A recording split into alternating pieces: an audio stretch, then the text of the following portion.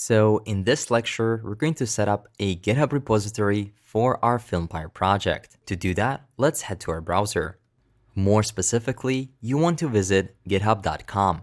Here, you'll be able to build software with millions of other developers and companies.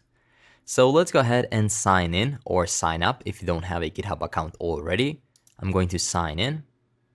And once you're in, you should be able to see something that looks like this.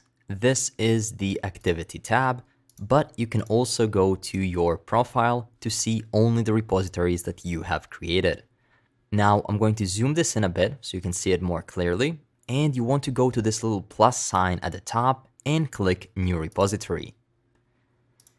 Inside of here, we're going to create a new repository name. Let's do something like FilmPire _ and then you use your name. In this case, I'm going to do JSM. We don't have to add a description right now, and you can decide to leave this as public or as private.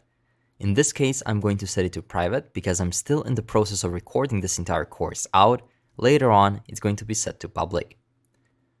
Finally, we can skip all of these steps and click Create a Repository. There we go. This is our initialized repository.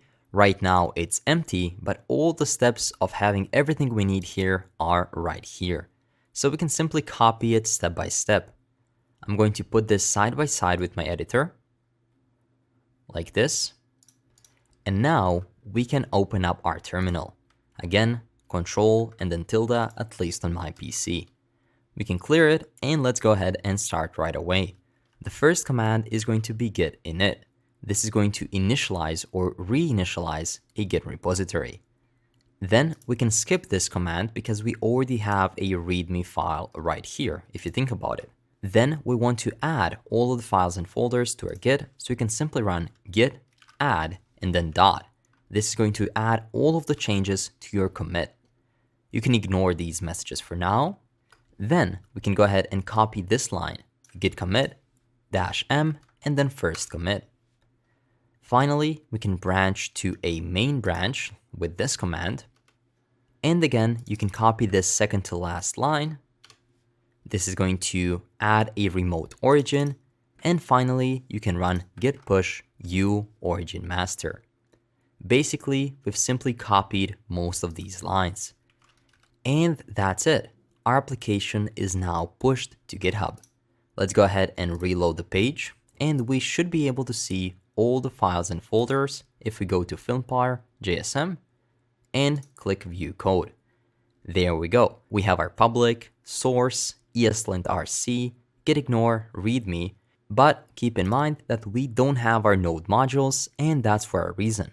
Our node modules is going to be the heaviest folder, and when someone is downloading a repository, we don't want them to download hundreds of megabytes of data.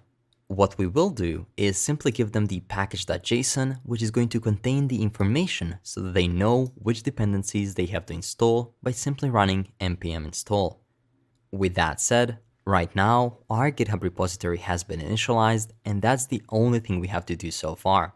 Later throughout the course, we'll be pushing some changes and then seeing those changes live. Also, if you get stuck, you'll be able to visit my specific version or a branch at some point in time of this project, and then you'll be able to replicate the code to make it work.